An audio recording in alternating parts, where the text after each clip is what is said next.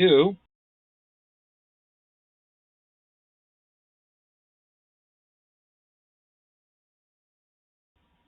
Greetings everyone, I am the Fat Gamer. In this video, I'll be explaining 6 things I believe every new GM and DM should know. First, we will start with a story that explains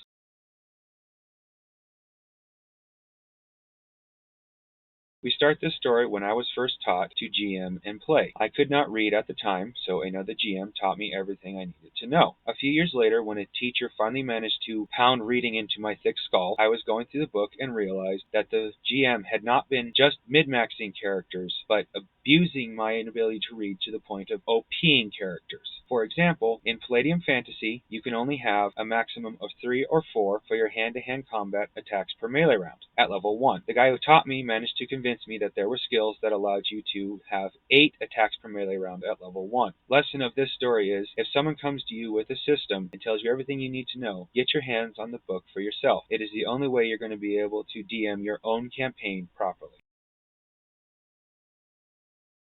This part of the story is actually a twofer. When I first started, the GM who taught me treated it as master and apprentice. At the time, I wasn't too bothered by this, simply because I lacked confidence as a GM. So when I wanted to make a decision, sometimes I would turn to him and he would offer an opposite opinion, which was fine. But as time went on, he became too confident as a side GM and then started beginning to question and even counteract my decisions, claiming as master GM, he could do as he wanted. Now, I'll admit this is an extreme. Most of you will have to deal with book bashers, people who will just simply turn to the book and simply say, this is what's in the book. This is where the twofer comes in. Because 2 lessons in this is, 1, have confidence in yourself as a GM, no matter what anybody else says. And 2, if someone starts book bashing at your table, have the confidence to call them out in front of everyone, and if they continue, have the confidence to throw them out of your table, because they will cause more harm than good, especially if you leave them be and they grow very confident. They will start trying to GM at your table.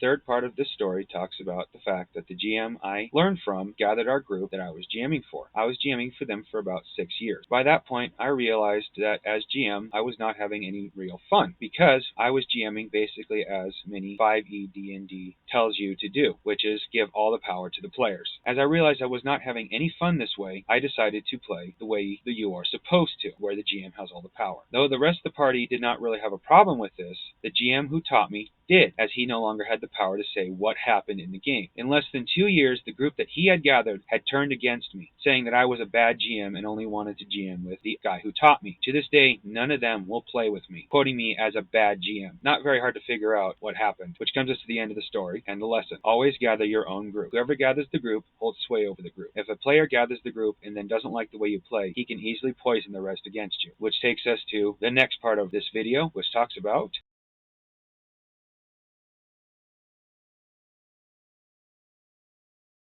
When I first began to be able to read as a GM, I was still afraid to use the stories in the books, because I was afraid my party would be like, oh, well, you're not very original, or, oh, you can't think of anything on your own. Now I realize this is the wrong way of thinking. Many parties aren't going to hold it against you for doing this. After all, most of the stories are usually pretty good. Plus, I found, as a more experienced GM than I used to be, that they can be great starting points for even larger campaigns. So my suggestion to both new and veteran DMs, use the stories in the books. For new GMs, it's a good way to learn how to structure a story. For a veteran DM, it's a good way to start a story.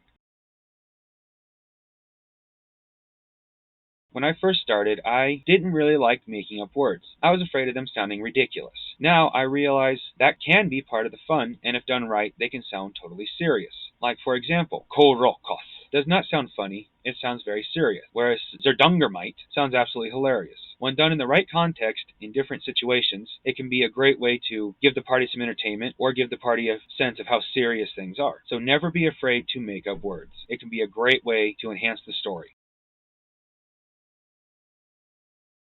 Honestly, as a beginning DM, I lacked the confidence to actually have consequences to failure. For example, one time, a princess had been kidnapped from her kingdom. The party had been paid to deliver the ransom. Thanks to circumstances, the party had delivered the ransom a week late. But the princess was not only unharmed, but unmolested. I realize now this was a mistake. Consequences to failure is a part of the game. Now that I am a much more mature DM, I would have had the princess killed and the party would have had to suffer the consequences of failure, which is something no GM should fear at, period. Consequences to failure is simply part of the game. Well, that's the video. I hope you learned something. If you like this video, like, share, and subscribe. subscribe. If you don't like this video, like, share, and subscribe anyway. Let me know in the comments how you felt about this video. Did you dislike what I had to say? Do you agree with what I say? Are you on the fence about what I have to say? Please let me know. Have a great day.